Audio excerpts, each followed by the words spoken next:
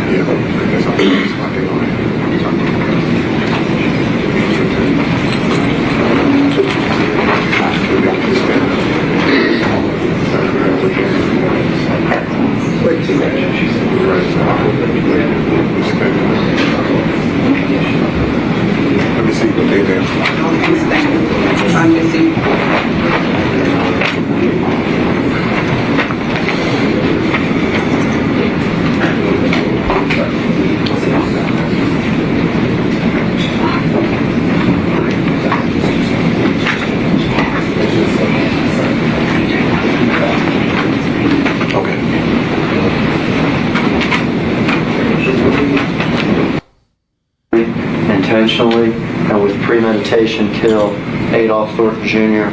in violation of Tennessee Code Annotated 39-13-202 against the peace and dignity of the state of Tennessee, again signed by the District Attorney General for the 30th Judicial District. Count 3. State of Tennessee, Criminal Court of Shelby County, September term 2022. The grand jurors of the state of Tennessee duly selected, impaneled, sworn, and charged to inquire for the body of the county of Shelby, Tennessee, upon their oath, presented Justin Johnson, also known as Straight Drop, on November 17, 2021, in Shelby County, Tennessee, and before the filing of this indictment, did unlawfully and knowingly possess a firearm, having been convicted of a felony offense that qualifies under Tennessee Code Annotated 3917-1307B1A on May the 2nd, 2017, in Division 8 of the Criminal Court of Shelby County, Tennessee, under docket number W1700355, in violation of Tennessee Code Annotated 3917-1307, against the peace and dignity of the state of Tennessee. Going in reverse order, that third count was convicted felon in possession of a firearm. That second count was murder in the first degree. And that first count, the long one, was conspiracy to commit murder in the first degree. It's signed by the foreperson of the grand jury, a true bill having been returned on November the 10th of 2022. Mr. Justin Johnson, how do you plead?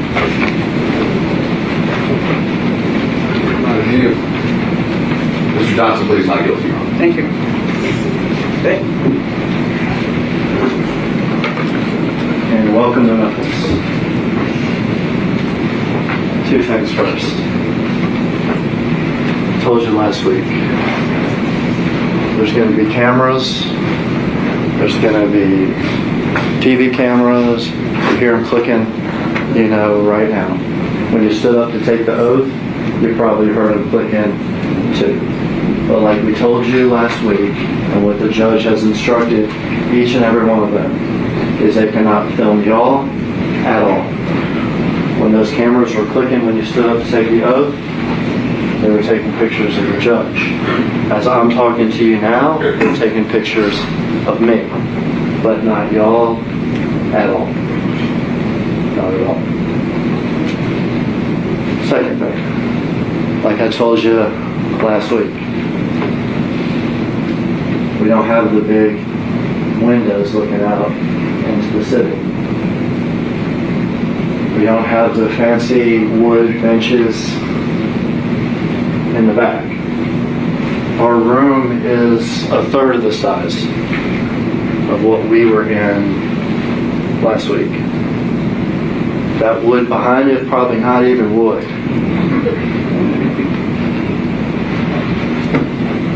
We got a lot of carpet. We got a lot of carpet. But in Memphis talk, we still call this a courtroom. And in this courtroom, the words we talked about last week, presumption of innocence, elements, cases, charges, criminal responsibility, they're not just words. They're the law, and we take an oath to take them seriously and to follow them,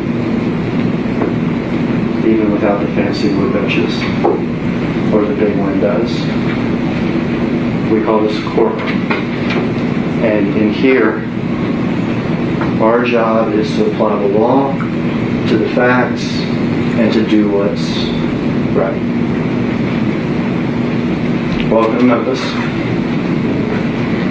Welcome to Memphis, November the 17th of 2021, in the middle of the afternoon, just after noon, about 12:21, 2, 3, 4 in the afternoon.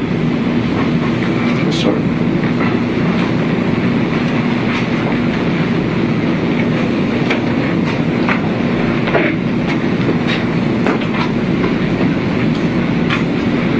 You can stop there.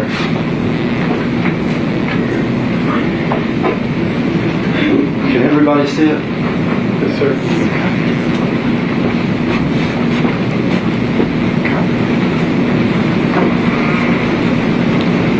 This is Memphis, Tennessee. This neighborhood is close to the airport. It's called Orange Mound. It is a historic neighborhood in Memphis. One of the first predominantly black neighborhoods that had so much history, so much art and culture, and of such significance that it used to be compared to Harlem in New York City. There was a time when it was particularly vibrant, had a theater, arts. It's an important neighborhood in Memphis. It is less than 15 minutes from this building. Like I said, it's by the airport. In the 80s and 90s, it became riddled with crime, with drugs, with poverty, with gangs.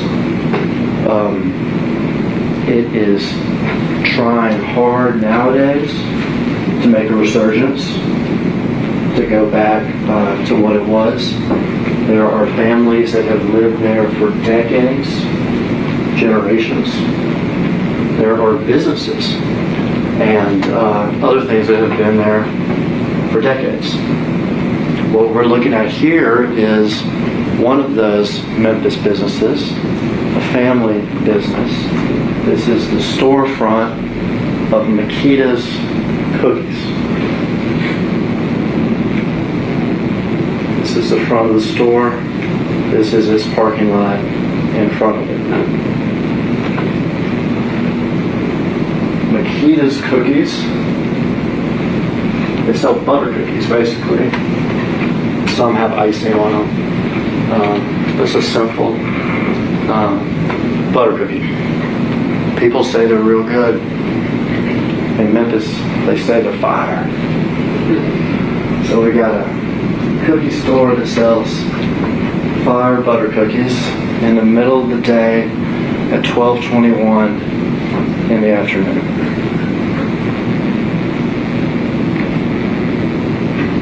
Mr. Haggerty, you're standing in front of him. Thank you, Judge. That's Dolph pulling up, huh? You can stop it here first. All right. So in 2021, people thought that was like a Lamborghini or something because they hadn't seen the new Corvettes yet, really. They weren't around. That is, in fact, one of those new Corvettes. It has a special wrap on it, is what they call that. It's not something you can buy, from the dealership. You have to get that done yourself. Well, here that's a special wrap that the Memphis rapper artist, Young Dolph, had on several of his vehicles.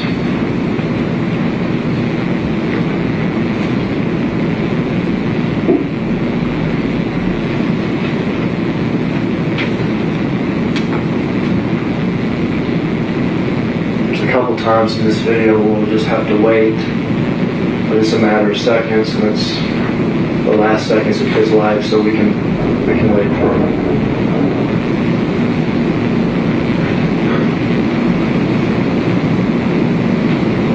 He'll stop there first. All right.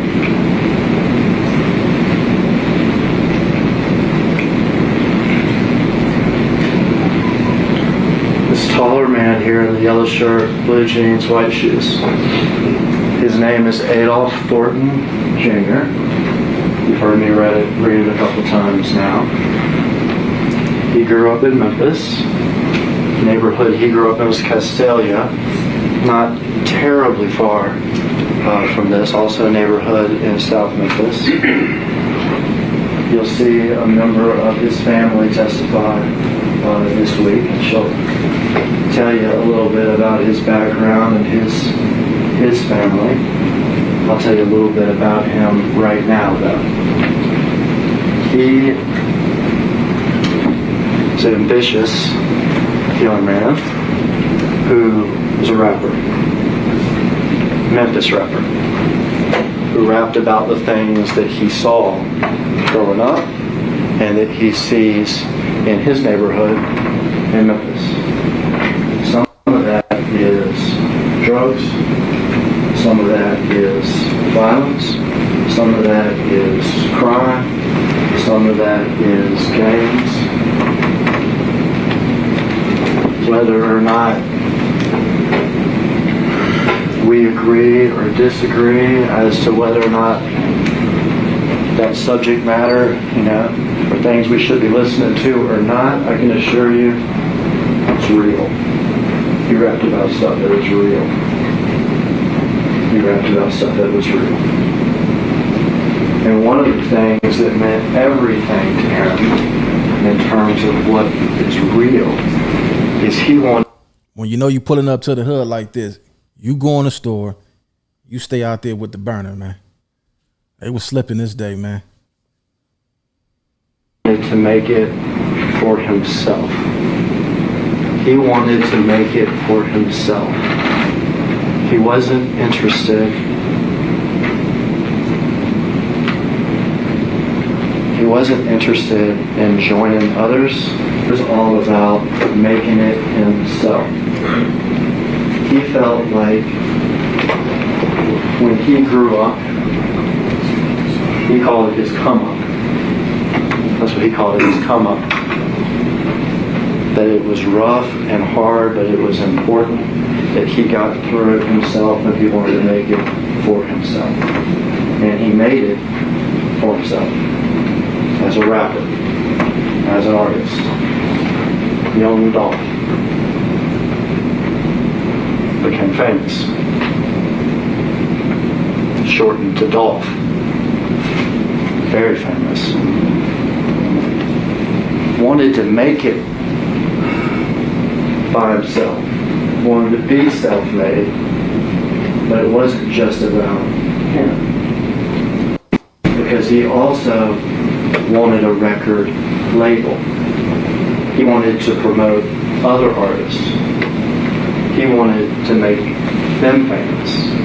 And so he started not just his own rap career, but a record label that's called Paper Route Empire. Paper Route. Like a young man or woman would have to make money on the side throwing papers. But also a play on the word paper. Because in Memphis, slang for money is paper.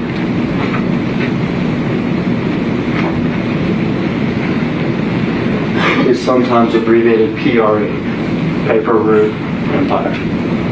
And that is Dolph and the rappers that he promoted.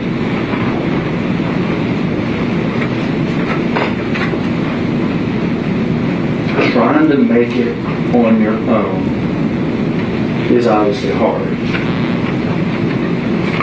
In this game, trying to make it on your own can create enemies. PRE, Paper Route Empire, his label, is not the only label in Memphis. He's not the only famous rapper in Memphis. Another label, CMG, Cocaine Music Group.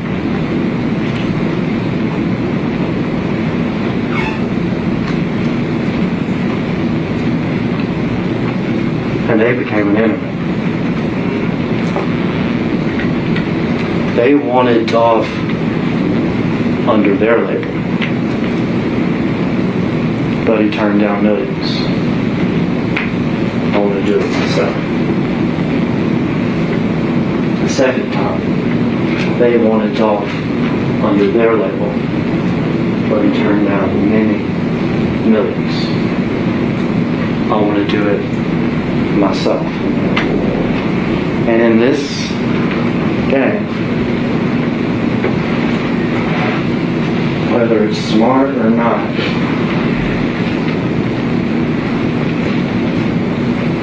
there are things called, as in Memphis, we call them diss tracks. D-I-S-S. A rap where I mean insult, level whatever sort of insults and everything else I want to in the song itself. And Dolph had plenty of those. And he had plenty of those directed at this other label, the Cocaine Music Group, at their artist, and at their number 2 person. His name is Big Joe, the number 2 person of Cocaine Music Group. Through the years, and I'm talking years before what we're going to watch, having nothing to do with Mr. Johnson on trial, there were highly publicized incidents of violence directed by CMG against Dolph. He even wrote songs about it. Bulletproof. 100 rounds. And he also spewed out the disses and the insults.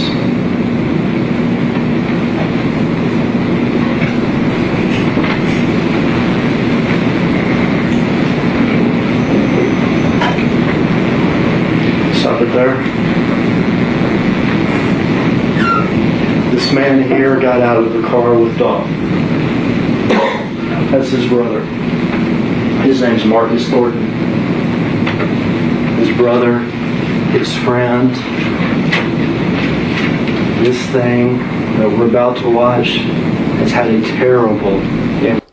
I didn't know that was his brother. I see you up in there, Shame. I didn't know that was his brother that was with him that day he got killed. That's crazy. On Marcus.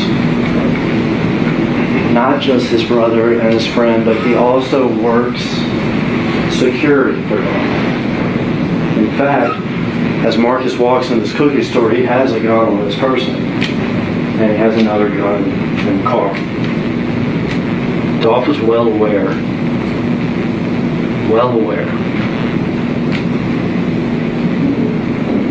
of the threats and the violence from CMG that were constantly hanging over him and his people.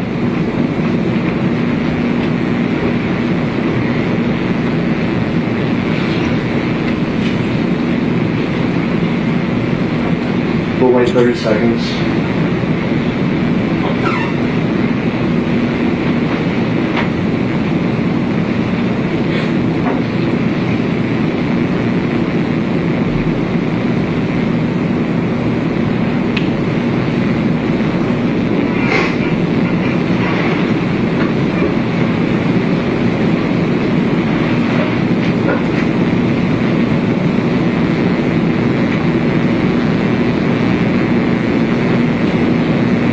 Stop it there.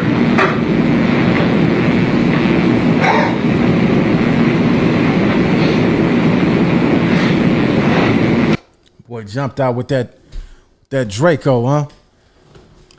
I gotta pay attention to this. If you in the streets, you gotta always have somebody stand back, man. It didn't make no sense for them to. But this happened already. Somebody should have been left back in the car. You a high profile rapper, high profile target. You know they got money on your head. And y'all both walk up in there and they said there was a pistol left in the car. Y'all supposed to have both of them things on you. And that's supposed to be his security, his brother. He should have stayed back. Would have seen him coming. Looked like they was followed and just waiting for him to walk up in that store. Y'all noticed they didn't come out till they walked up in there. They would have seen them coming and somebody would have been on point. Got to stay on point. That car that just drove up came from this side of the parking lot. It actually been following Dolph on the street. When Dolph turned it in, it went up to this light where it got stopped for a few seconds. and then came around. It's a white Mercedes. There's other pictures where you'll be able to see it more clearly. But it's a white Mercedes with back end damage back here on the back passenger side of the car. It's a stolen car. It's a stolen car that our defendant here, Justin Johnson, traded for one car for another at a gas station about 10 hours before this murder happened. This man got out of the passenger side of the white Mercedes. Door's still open. We saw him run to the parking lot. He's here with a large semi-automatic weapon. He's in a hoodie. He's got sweatpants, and he's got white shoes. We'll see a second man come out of the car too. Those two men that we're going to see come out of the car, they're going to gun Dolph down. He's inside the business. He has walked over to sort of where the bathrooms are in the business. He's as close as I am to y'all. There's the window, and he's getting shot through the window. Both of these men will shoot. This one in particular, it looks like he's never shot this type of gun before. It's because he probably hadn't. The second man out of the car who's driving is our defendant, Justin Johnson. Neither one of these men are professional hitmen. It looks like they don't take tactical shooting stances because they don't.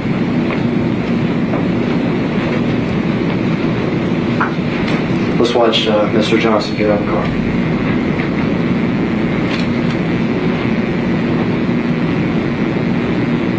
You can stop it here. Man, they didn't even know what they was doing, man. That ain't how you shoot no Draco. Let me watch that again, man. Let me see that one more time.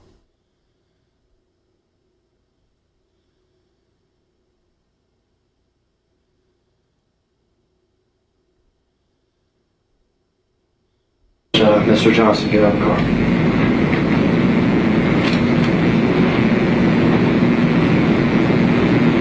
You can stop it here. This is Dolph here. Remember, he was wearing the yellow. This is Marcus. Remember, I told you he had a gun. He tries to return fire as these two men quickly shoot Dolph. Dolph's body's riddled with bullets. He shot all in the back, in the face, in the neck, in his arms. The first man out was Cornelius Smith, and he has that semi-automatic weapon, shooting wildly into Dolph. The second man out was Justin Johnson, who has a handgun, who's firing at Dolph as he lays on the ground. Marcus Thornton starts firing back once he hears the shots. Now we see him emerge from the building. Can't tell in the video, but Marcus actually hits Cornelius in the shoulder, shoot back.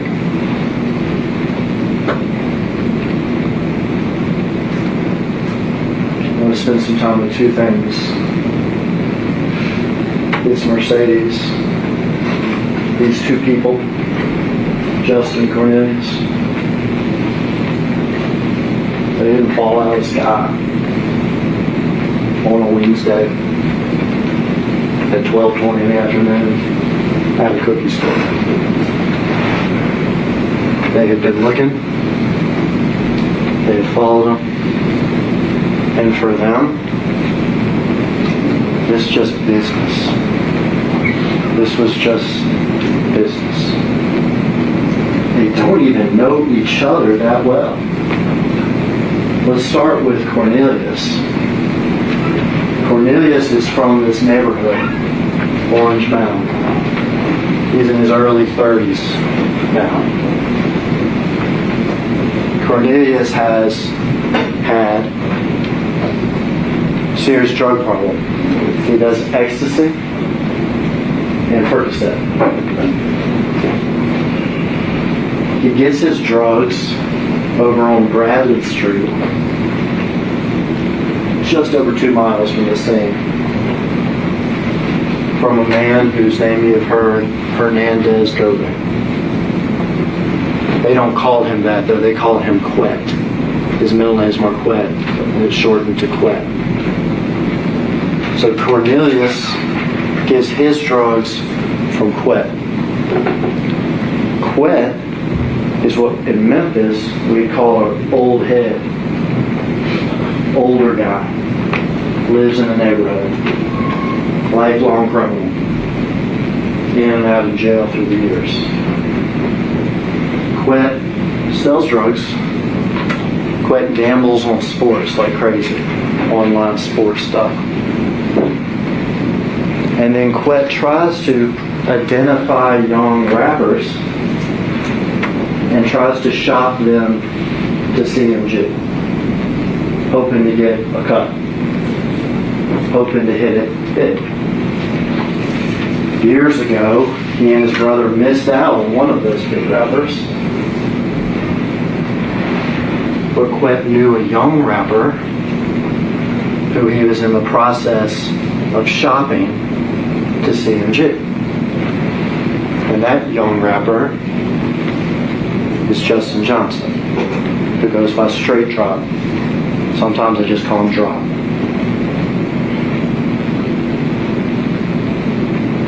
So Quet's the common person. He knows Cornelius from the neighborhood, knows him well, sells him drugs. And that's what a lot of these young punk ass niggas do, man. They'll shoot your ass down, lay you out. Them niggas couldn't even shoot the Draco right, man. Dan is shot. He shot. I'm surprised that he shot Dolph. Looked like he shot everything but his target, but they got lucky. But this what these niggas do, man. These niggas will knock your ass down.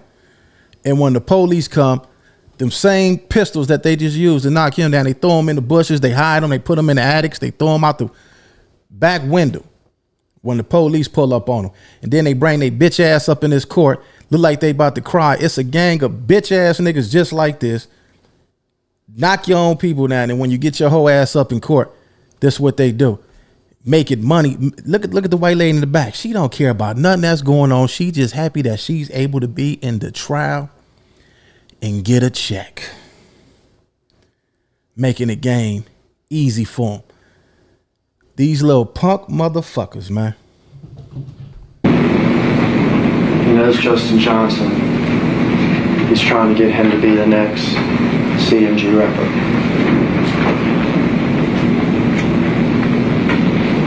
But not just that. The business is not just rap. Because Big Chook, person I told you about before, that number 2 guy at CMG, he's put out a hit. A hit. $100,000 to whoever kills Dolph. He has met with Justin. He has met with Cornelius.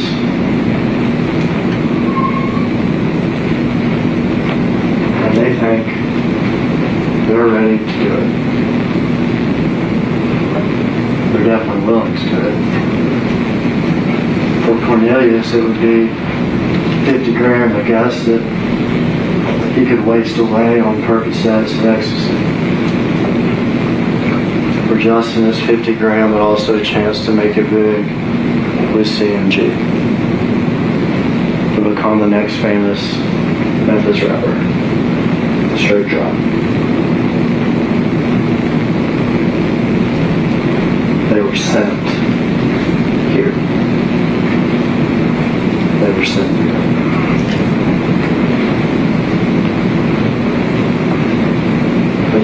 professional hitman. Not even monsters. I'm not going to call anybody a monster. This is just business for these two. Money for Cornelius, money and rap fame for Justin Johnson.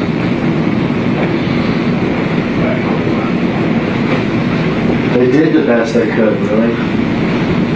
Stolen car. Better to use a stolen car that can't be traced back to me. When we still shot the video, you'll see that they're wearing gloves. Afterwards, the guns get disappeared. The car gets ditched in a neighborhood and wiped down and moved and wiped down and moved. Their plan is to go their separate ways and just disappear into Memphis.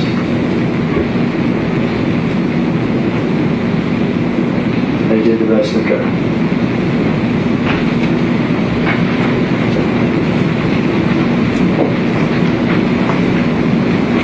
I guess I could have gotten away with it. Get the guns gone, you get the car wiped down, get the car hidden for long enough. You're wearing masks, you're wearing hoodies, you're wearing gloves. Do it so quick, but it takes seconds. You get in, you get out, you get separate, you get disappear, and I guess you get away with it.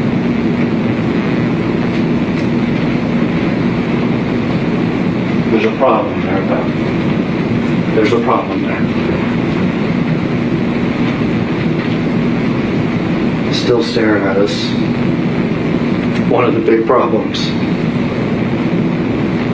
It's not 1981. It's not 1991. It's not even 2001 where I started in this building. It's 2021. It's 2021. And what I started talking to you about when I first stood up, what you didn't think about, what we don't think about,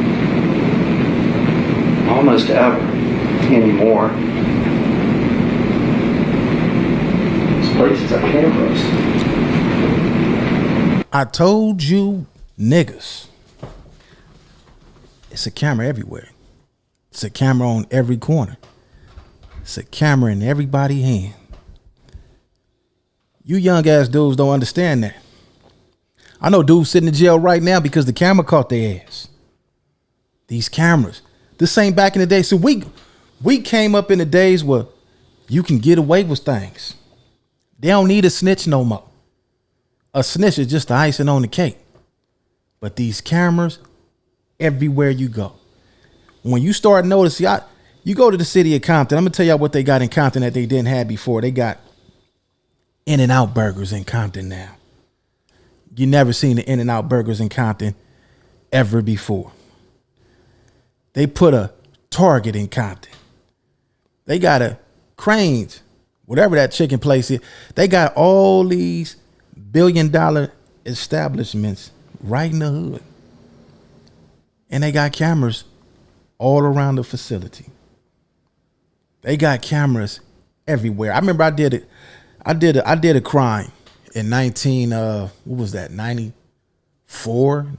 or 95. And the only way I beat the case is they had a camera on the gas station. But the camera didn't record. It was just one of those cameras that just shows when you come in and out the store, I guess to give you the perception that it was videotaping, but it wasn't videotaping. So when I went to trial, they couldn't identify me. And that's how I beat the case. Because of the camera wasn't working. Not anymore. All these cameras work. The judge just told these idiots, this young killer right here who about to cry and tell on, well, they already told, it's 2024. This happened, 3 years ago? Long live Dolph. The judge is giving up game. See, that's why I wanted to watch this trial. I didn't want to watch this trial, because for one, Dolph, I love his music. I am a fan of his music. I still listen to his music when I get in my workout routines. But the judge just told everybody, this is not the 80s. This is not the 90s. This is not the early 2000s. There's cameras everywhere, everybody hands, and they're going to catch you. They don't need they don't need a snitch no more, man. The snitches are right here. And that's why they making these phones, every last one of them, with good quality cameras that catch y'all ass. Places have cameras. It's the hotel lobby. It's walking into the building. It's this courtroom now. A lot of places that have cameras.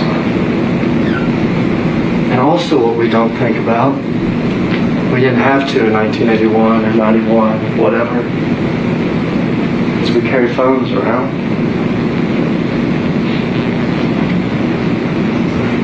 Phones that can give people clues as to where we were, what was going on. We can. Also, y'all listen to what this judge is saying, man. And he's saying it is just as calm because he don't want to be loud. He don't want you to pick up on it. He said, we got phones, man. Not just only do the phones got a camera. Let me show you something else what these phones got on it that'll get your ass. Let me show you something, man. What these phones got on them. You ever notice when you put in, you probably can't see it. You can't see it. But you ever notice when you put in let's just say if you was to catch a Lyft and you're in the back of an Uber, right? You're in the back of that Uber and that Uber is taking you to your destination. That Uber shows on your phone everywhere the car is going.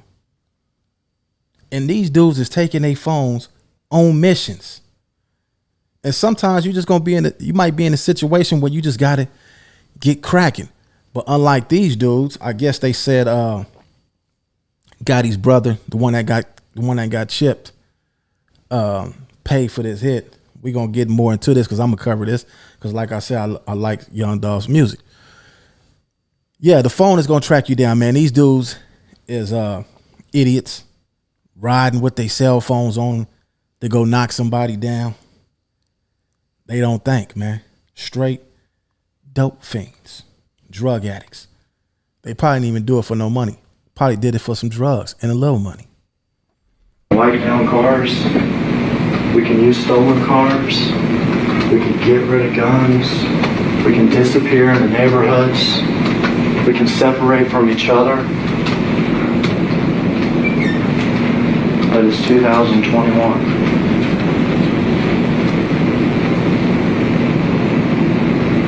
Now, I guess I didn't think about that. We reviewed back up the video about 3. Hey, the judge said y'all didn't think about that, man. Y'all didn't think about that.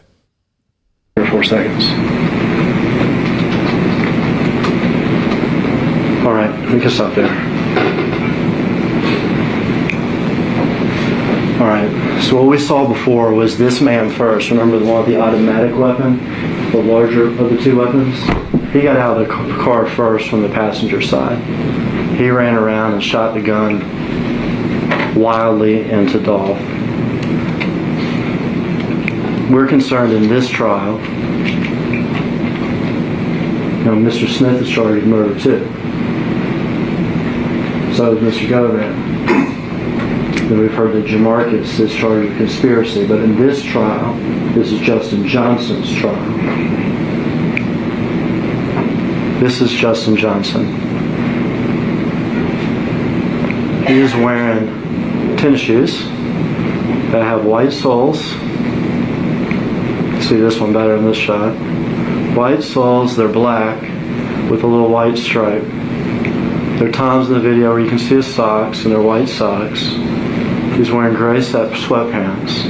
In fact, there's angles in the video that you can see that this gray sweatpant on this left leg. Look how good them cameras are. Yeah, them the cameras that catch you. Look how good them cameras work. See, we didn't have all that. We didn't have that. You youngsters got that. Y'all stop gang banging today. Quit being criminals today. Go get you a job. It pays. This crime don't pay. Crime do not pay in 2024. This was in 2021. So you know the cameras is way better now. The cameras they got now can see through that mask he got on his face. Has a little silver like emblem on it, real small. It's shiny sometimes. He's wearing gloves. See it maybe better there. He's wearing a black hoodie. He's wearing a mask, and he's wearing a Bass Pro hat. All right, so black tennis shoes, the white sole, white stripe up the middle of the tennis shoes, white socks, gray sweatpants. There is a little emblem that you can see in some angles on the leg. Black hoodie. Here during the shooting, he's wearing a mask, and he's got a Bass Pro hat. Bass Pro store is only, man, not even a quarter of a mile from where we're sitting, right here. There's other angles and other still shots where you can clearly see it's a Bass Pro hat. And there's other angles where you can see the little emblem that he has on his sweatpants.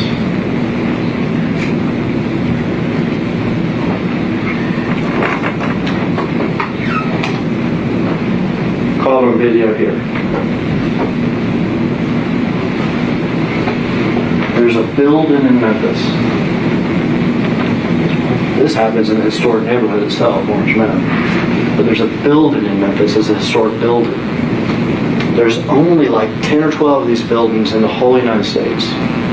They used to be, back 7 years ago, Sears buildings. Okay? Huge. Largest square foot building in Memphis for many, many years. At the time, Sears was sort of like Amazon before Amazon existed. Because these big warehouse buildings and everything, you come and place your orders, and they stayed. It was quite sort of an amazing thing. The need for those buildings went away. In Memphis, the building was abandoned for decades. They have pictures of it, abandoned. And it's crazy. It is the largest square foot building in Memphis, and it was abandoned. In other cities, there were 10 or 12 of these things. Some were abandoned, some were actually even torn down. But a few were repurposed. And in Memphis, over the last 15 years, ours was repurposed and renovated and redone. Amazing building now. It has high school in it. It has restaurants in it. It has businesses in it. It has a YMCA in it. It has a brewery in it. It has all sorts of things in it. Also has apartments in it. It has 4 floors of apartments. So when you live here, it is a nice place to live. You live sort of like in a shopping mall with your restaurants and everything else right there. Okay? Justin Johnson, 2021, has a mother and a sister that have apartments in that building. The building is 12 stories high. Huge footprint. November 17th, 2021. This is less than an hour before the killing. This is Justin Johnson in the elevator, leaving the building about an hour, really less than an hour, before the killing.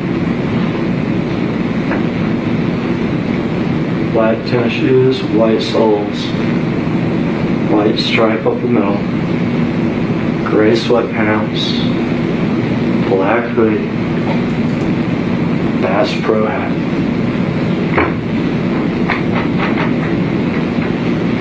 In fact, you'll see picture after picture and video after video. It's the same outfit he was wearing the night before. You'll see him in this outfit from 2. So they caught him, I guess, in his family's building, huh? And those cameras caught him with the same outfit on that he had the day before they did the crime. Again, the cameras is what's catching your ass. Them cameras. O'clock in the morning, same day, all the way up to leaving the building right before the killing. The exact same outfit as that man on the video. A guess as to what kind of car he got caught leaving it at the parking garage of this building. A white Mercedes with back end damage, just like the one we seen in the video less than an hour before.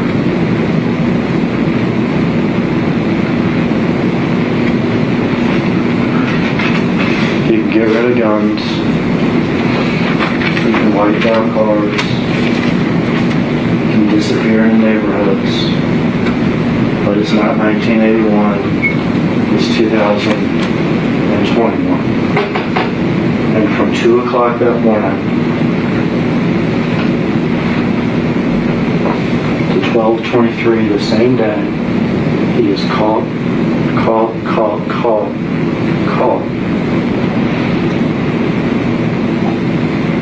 again and again. And it's not just before the murder. Cornelius got shot. Can't tell the video. Boy, look at him. He want to cry. He want to cry. That judge telling his ass everything. Well, I don't even know if that's the judge. Whoever the hell that is telling him everything that he did. These dudes then took the stolen car to the building with the cameras on it, caught on tape, stashed in the car. The judge say, you could get rid of guns. You could wipe fingerprints off of cars. But this is not 1981. This is 2021. And we caught y'all ass on camera. Well, anyway, man, I went and got me some of these, man. Y'all probably can't see them, man. These was a good $1,300, man. I'm fit to be shooting my shots real soon. Yeah, man, it's going down. I'm about to bring something to YouTube because I feel like we need some entertainment on this channel, man. I do all type of things, man. I don't just sit here and react to people's videos. I said, you know what? I'm going to go spend $1,300 today and get prepared to shoot. Shot by Rock. Yeah, I'm about to shoot my movies, y'all. Y'all about to see Compton Rick Rock TV turn up real soon. Let's get back to this. He got shot in the shoulder. He needs medical attention, or at least needs somebody to look at it. You'll see the text messages. You'll see the phone location type stuff. You'll see that Mr. Johnson and Mr. Smith, after they ditched the car in the neighborhood, they have another car waiting.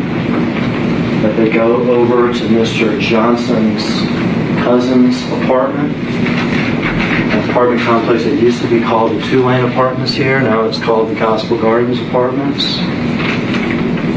We're talking within 45 minutes of the killing. So we have the killing. Cornelius gets shot, ditch the car, get in Johnson's other car, and we go to Johnson's cousin's apartment, 2 lanes. So they can try to bandage up Cornelius. So Johnson can change his clothes.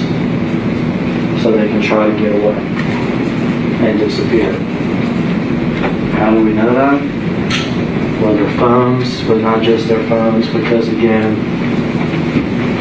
it's not 1981. You young niggas up in the chat better listen. You young motherfuckers watching better listen, because that motherfucker keep on saying this is not 1981. Yeah. We don't need a snitch no more.